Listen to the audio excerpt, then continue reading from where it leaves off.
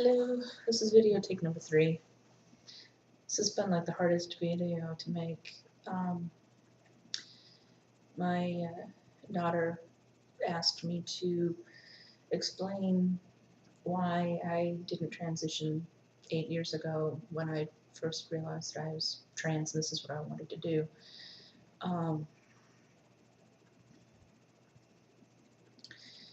I know in past videos I've hinted that something had happened in the family and that's why I didn't trans. And she said that and I also said that I didn't want to be that guy who hinted and I'll tell you in other videos and then I never do. And she feels this is a very important topic that needs to come out. And I apologize for the light on my face, it's from the window. But, so I'm going to quit trying to do this in takes and just blurt it out and what comes out comes out. It's a very difficult topic. I think you need a little bit of a background on Jessica. She was born wanting to be a mother. That's all she's ever wanted to do. She was always, fascinated with, babies and children. And her birthdays were more like baby showers because she always got dolls and clothes and stuff for her dolls. And when I was in college, I brought her into the university library that had a children's section in it and told her she could check out any book that she wanted to. Well, she checked out 3 books on neonatal care. Now, she was 10 years old reading books about neonatal care. And she's the most wonderful mother that walks the face of the planet, I swear. She's like the best mama. So she had her first daughter, and when she was about a year, 2 years old, Jessica went to have her gallbladder surgery, and they said, well, you're pregnant, right? And she's like, well, no, I didn't know. And they did some tests and realized that the baby had what is called anencephaly. And basically what happens is before you even realize that you're pregnant, it's already too late. There's nothing you can do. It's a birth defect with a folic acid deficiency. And basically what that means is that the top of the baby's skull doesn't form. And so their brain is exposed.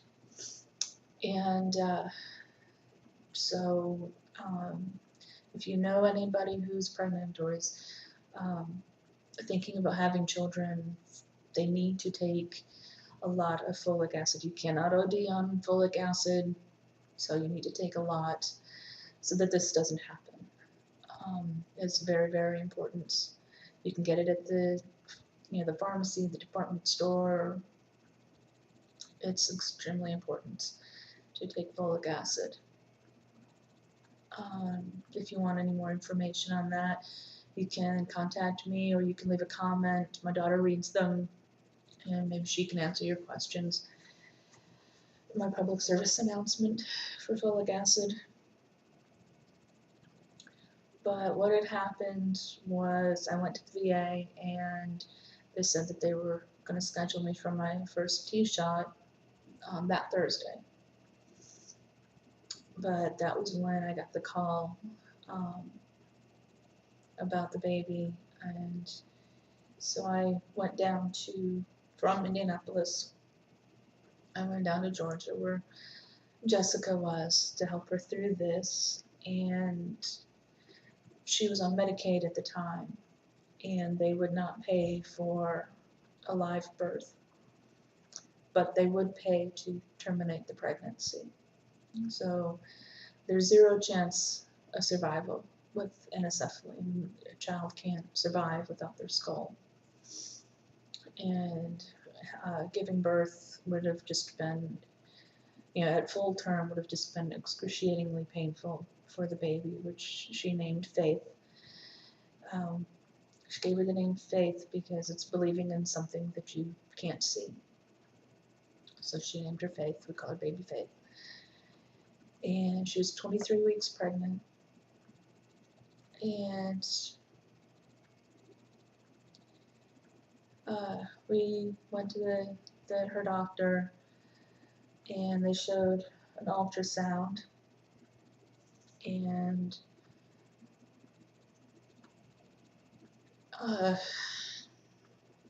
silly me, I watched as they gave Faith an injection. Went through her shoulder and into her heart, and they gave her an injection, and then we had to wait. It was the most painful experience of my life, as I sat there holding my baby while her baby was dying inside of her. It is the worst, absolute worst thing that could have happened to her. She's always wanted to be a mother. She's a fantastic mother. And it was really bad.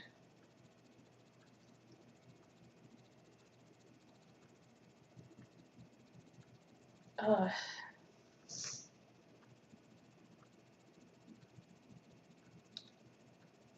and when they did the heart monitor again, and there was no heartbeat. When I could, I went downstairs to, I was married at the time, and I went downstairs to call my husband and let him know that Faith was gone, and he told me that he wanted a divorce. I stayed with Jessica for a month while she mourned the loss of her baby. Well, let me back up. Uh, sorry.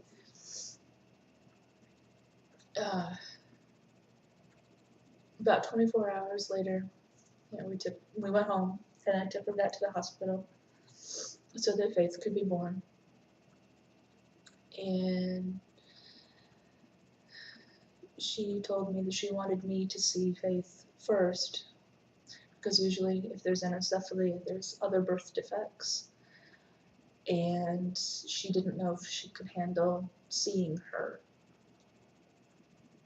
if her face was really deformed. So even though Faith was only 23 weeks, she was very tiny. She's about the size of a Beanie Baby. She'd fit in the palm of my hand, but she was thinner. Her her labor was just excruciating because her body didn't realize that Faith was dead. It didn't want to give her up.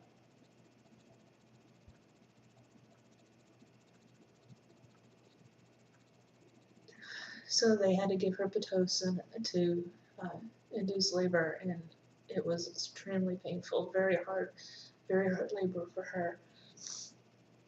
And as soon as Faith was born, I looked at her, and she was just beautiful. And so I was able to tell Jessie, I said, she's good. And she basically passed out because of the medications and such a hard labor. So they took Faith away and kind of cleaned her up a little bit. And I went into another room, and they brought her to me. And they had a little cap on her head so you couldn't see where the skull was missing. I was the first one to hold her in the family. And she was just perfect. Other than that, I mean, her little muscles, she didn't have the body fat, hadn't developed yet. So you could see all her little muscles, and she was just, her little face was just so beautiful. And I brought her to the window because I couldn't see her leaving without at least, I know she wasn't alive, but I just couldn't let her go without her being in the sunshine. So I took her to the window. I let the sun fall on her little face, and I sang "You're My Sunshine" to her. And I took some pictures of her. on a little blanket. And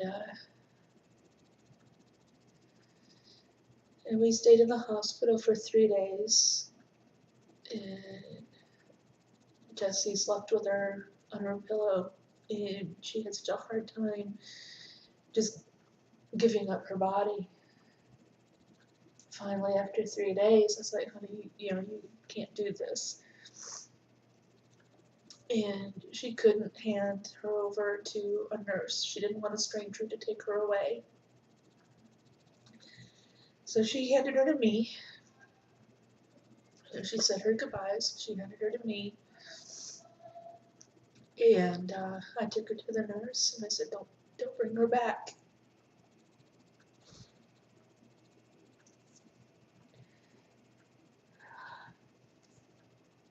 That was so hard to do. But I had to be strong. I had to be strong for my baby.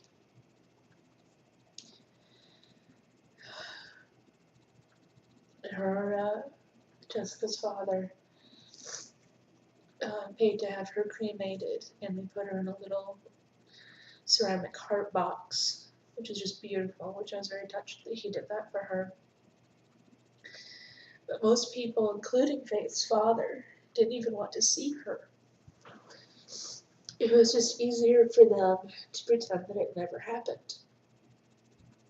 And as much as I want to understand right now at this moment, I just want to call them all cowards. They were all just cowards. They ran away from it. She was a beautiful little baby girl, and she was here. She was real. She's always going to be a part of our lives. She's always, Jessica tells her children, about their little sister that they lost, and they talk about her. Jessica keeps her little box with her at all times. But how this relates to this channel, though, I spent about a month with Jessica, helping take care of her, helping take care of my oldest granddaughter, and at that time, Jessica had just went through the most horrific experience of her life. She had lost her child, and so she basically begged me, don't kill my mom, please. She couldn't handle it at the time, and after everything that we had just been through, it wasn't the right time. When I made it back to Indianapolis, I went through a very nasty divorce. My youngest daughter and I ended up going to an abuse shelter in Indianapolis, and so then I was, single mom, trying to work and take care of my oldest daughter, trying to, make arrangements for my son, who was 18 at the time, trying to help him out, and trying to get an apartment and a job and all of that. And it's just, life happened, and moving around and trying to, the PTSD was, pretty bad at that time for 8 years. And finally, everybody hits rock bottom. It's like, I've got to do something. I got to change my life.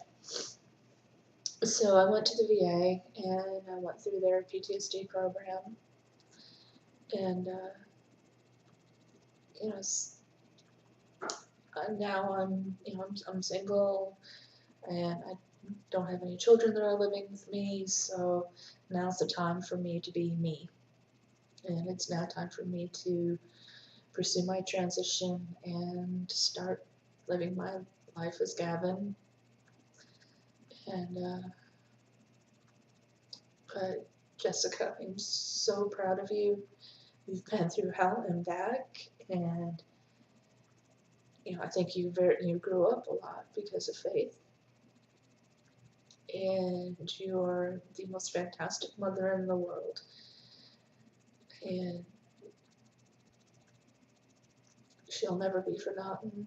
She's, I think we talk about her all the time, think about her all the time, and I'm very proud of the way that you handled the situation. I'm not blaming you for me not transitioning back then. I think after everything that we had been through, maybe I wasn't ready for it either at the time. I don't know, but I don't want you ever thinking that I blame you. I don't.